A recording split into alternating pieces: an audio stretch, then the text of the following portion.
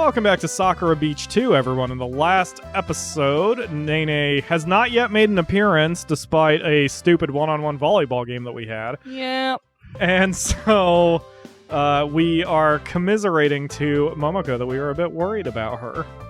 I know that Nene needs help, so you should do that. Okay, I will. But what about us, Seiji? What about us? It's just that I'm your girlfriend, but we still haven't gotten anywhere. You're just so shy, Seiji. When are you going to start becoming bolder? When can we kiss? I'm still not ready for things like that. Well, when you are ready, you know that I'm also ready. It's always nice to hear your thoughts, though. You've always been a patient listener, even if you don't pick up on certain things. She lightly taps me on the head. Silly Seiji. I know, silly Seiji. She's not wrong. Despite the extremely obvious hints she had been leaving me all these years. But I promise that I'll be less oblivious in the future. Well, you're gonna have to work on that. She gives me a suggestive wink. There's also other things we can work on while we're here. All I have to do is wait for Ayumi to fall asleep, then I'll sneak into Seiji's room. Please don't. Fine. We won't have a cuddle then. A cuddle? Yes, but now you won't get one, silly. I hope you're pleased with yourself, cuddle ruiner. May you feel forever guilty about this. When my face gained its unnatural resistance... What? Oh, when my face gained its unnatural resistance to blunt trauma, they've moved on to using guilt as their most lethal weapon. And it plucks at my heartstrings every time. Okay, I'm sorry. I didn't know that was your plan.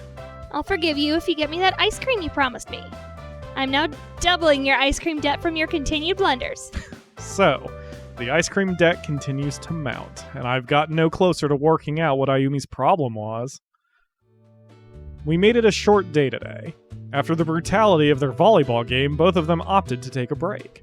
The pillows are one thing, but that volleyball, how am I still alive? Maybe the Reaper decided to spare me today. Either way, I need a moment to cool off. As for me, I'm at the pool by myself. No waves, no sand, nothing. And that decadent umbrella that made the Akamura completely insane last time. Oh, yeah. Other than that, no one and nothing to distract me. I've been wanting a moment just to lie down and think to myself. As it is, I haven't been able to sleep because I'm worried about someone sneaking into my bedroom. Lock the stupid door. Actually, looking at them as women and not as my friends makes everything so awkward. Yet, as much as I am aware of that, I don't know what to do in order to change it. Break up with Momoko and get some distance. I don't have much else to worry about, so you'd think I'd figure out a way to do it eventually. I don't know. I can't handle that kind of attention. Is it just because of how I am? That's one thing I've thought about a lot lately. Just how much can you change yourself? Since we aren't living in an age of cybernetics or genetic enhancements yet, can you change yourself simply by forcing yourself to do something? Yes, it depends what it is, though. Yes. And whether your personality allows you to do that, because some people can't. That's what I can't work out. Ayumi wants to become more outgoing so that she can show me her feelings in the way she wants to. But she's like me. Though she tries her best to put up an act, in the end she still can't express her feelings. She always fumbles and isn't certain what to say to me. It hurts her because she knows the Momoko can express those feelings so openly. Yet for Ayumi, it takes unbelievable courage for her to say something as simple as, "I like you." As I idly muse to myself, a shadow begins to loom over me. Now who's this lying here? Why are they playing the drunk music for this one? I mean... The sexy music? I always found it more drunk than sexy, but sure. Yeah, okay, I guess. We're getting a nice, generous view of her underboob. Oddly enough, her anatomy looks more correct here than it does in her normal sprite. But whatevs. Okay. Only a stranger, of course. Huh? Nene! Where did you come from? The moon, of course. You may have called it the Akamura. But since when were you staying at this hotel? Staying at this hotel? I don't know what you're talking about. You can't be here unless you're a guest, you know? Then I'll just say that I'm a guest. Problem solved. No one will ever have to know otherwise. That's not even the issue. How do you even know where I'm staying? Oh, I saw you, but your friends were there. I didn't think I should bother you with those two today. Wanted to have more time alone with you, Seiji. Don't follow me around like that. There's a problem with following people around? Then why did those two follow us last night? You noticed that? Of course I did. They were so noisy. It's like a pair of elephants stomping through the undergrowth. As she stands over me, I find myself with an interesting view. 2 round teal peaks wobble. What am I thinking? Mr. Stranger, why is your face turning red? She stands even closer to me. Now I'm looking to my side, and something is right in my face. Could you not stand so close to me? Why? What's the problem? How innocent is this girl? Just don't, okay? As she steps back, my eyes immediately turn back to her peaks. Why can't I stop myself? What's wrong with me? I'm bewitched right now, completely bewitched. You're acting strange, Seiji. Did you catch a disease or something? I didn't catch a disease. Then what's wrong? It's not something I can talk about in public. Oh, no, I shouldn't have shouted that. I've heard that friends are there for each other when they need them. She kneels down until she's eye level with me. So I'm here for you, Seiji. They're right in my face. What is? I can't take this anymore. This is a bad angle. A horrible angle. I feel like my eyes are going to bulge out of my head. Maybe you're overheating? You should cool off in the pool. I can't deny I feel a little hot right now. Wait, no. Stop that. I immediately stand up and rush over to the pool. Plunging my head underneath the water, I can... Yeah, another visual gag. I can feel myself cooling off. The sudden rush of cold to my head is enough to break me out of the wicked spell cast by Nene's peaks. Seiji? What's wrong? Don't worry, I'm fine now. But seriously, Nene, you can't follow people around like that. But those other two did it. I thought it was just something that girls did. I was right. Damn it. Those two are a bad influence on Nene. Look, I told you, things with them are complicated. You shouldn't take what they do as an example of how you should behave. Huh, I see. She nods to herself. But then who do I learn from? Well, It occurs to me that I don't know much about how girls normally behave. Is there any girl I've talked with in high school who wasn't Ayumi or Momoko? I'm sorry. I don't know either. So they'll be perfectly fine to learn from in the meantime. I understand. That isn't what I said at all. That isn't what I said at all. Don't listen to those crazy ladies. I can't help but shake my head. So this is where you're staying? Yeah. I've stayed at this hotel before, so I know it pretty well. It's really nice. But the pool at my home is bigger than this one. It's even bigger? Just who is this girl? Is she the heir to a corporation or something? I think it'll probably be better for me not to ask too many questions. Let me see. Well, people don't normally have pools at all. They don't? Well, only if they have a lot of spare money and feel like building one. Really wish I knew what it was like to be normal. Isolated upbringing, yep. But I think there's more to it than that. Why do you want to be normal? Well, it may seem kind of silly to you, but I don't like living such a strict life. Most of my time is spent in my room or with my tutor. I also know that I'm extremely misinformed about certain things.